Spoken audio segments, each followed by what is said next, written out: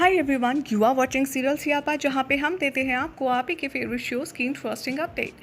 Well, आज रात के ये है चाहते के एपिसोड में क्या कुछ खास होने वाला है, चलिए आपको बताते हैं। वेल, आज रात के एपिसोड की शुरुआत होती है सानिया के साथ, जो कि रुद्राक्ष से उसके सोते हुए यानी कि बेहोशी के हाल में उससे बात करती हुई नजर आती है। और तभी अरमान भी उसे कॉल करता है और उससे पूछता है कि तुम और रुद्राक्ष अभी कहाँ हो।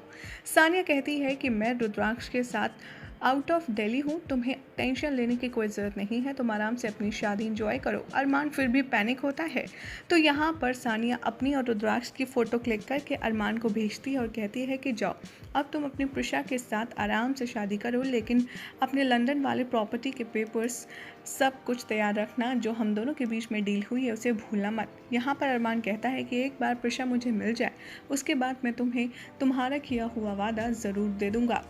दूसरी तरफ दिखाया जाएगा कि लॉयर अहाना को सारे प्रॉपर्टीज़ के पेपर देगा और कहेगा कि मुबारक हो, अब सारे खुरानास की जायदाद, सारी दौलत, सारा पैसा आप लोगों के नाम हो चुका है। इस बात को सुनकर मिश्का और अहाना काफ़ी ज़्यादा खुश होते हैं और लॉयर को उसकी काम की फ़ीस देते हैं। जैसे ही लॉयर वहाँ से चला जाता है, यहाँ पर कृष्णा आती है और इन दोनों के सेलिब्रेशन को ख़राब कर देती है और कहती है कि मुझे प्रिश्मा के संगीत सेरेमनी में जाना है, अनवी ने मुझे इनवाइट किया है। अहाना ये सुनकर बहुत ज़्यादा शॉक हो जाती है और कृष्णा को खूब डांटती है और कहती है कि वो तुम्हारी प्रिश्मा नहीं है और ना ही तुम्हारी आंटी है, समझ आया, वो हमारी कोई नहीं है।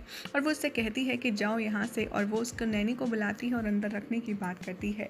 बाद में दिखाया जाएगा कि वो किसी को कॉल करती है परेशान होकर और कहती है कि मुझे कल ही लंदन की 3 फ्लाइट की बुकिंग करवानी है, चाहे कितना भी पैसा लगे, आई डोंट केयर।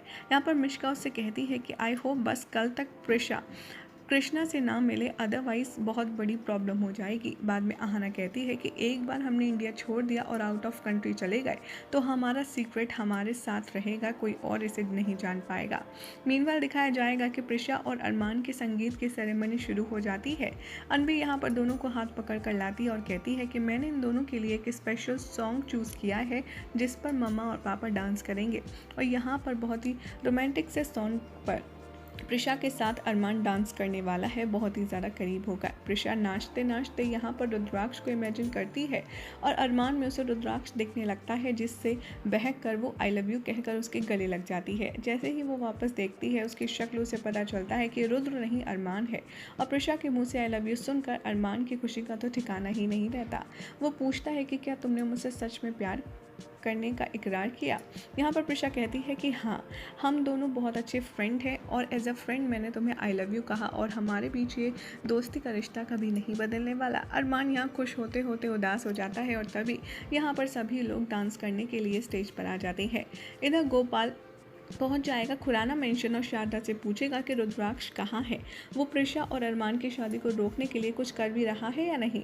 तभी शारदा उसे इन्फॉर्म करती है कि मुझे खुद नहीं पता कि आखिर रुद्राक्ष कर क्या रहा है, रुद्राक्ष मेरा कॉल भी नहीं उठा रहा। गोपाल कहता है कि रुक जाइए, मैं कॉल मिला करके देखता हूँ। उधर दिखाया जाएगा कि फ़ोन बजने की आवाज़ से रुद्राक्ष उठेगा, लेकिन जैसे ही वो उठाने वाला होगा उसे पूरे होश में आकर उससे पहले वहाँ सानिया पहुँच जाती है और उसका फ़ोन ऑफ कर देती है। और रुद्राक्ष का फ़ोन ऑफ देखकर शारदा और गोपाल को काफ़ी ज़्यादा टेंशन होती है।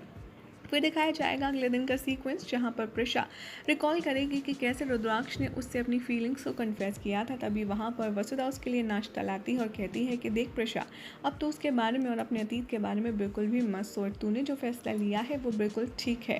यहाँ पर प्रिशा उससे कहती है कि मैं सिर्फ ये सोच रही थी कि मैं शादी करने से पहले यहाँ पर रुद्राक्ष से एक बार बात कर लूँ। प्रिशा की मुँह से ये बातें सुनकर वसुधा को गुस्सा आता है और वो कहती है कि सुन, चल, तुझे अभी भी अपनी और इंसल्ट करानी है ना, वैसे भी वो तुझे 3-4 गालियाँ देगा, मैं भी सुन लूँगी, चल हम दोनों ही चलते हैं उससे बात करने।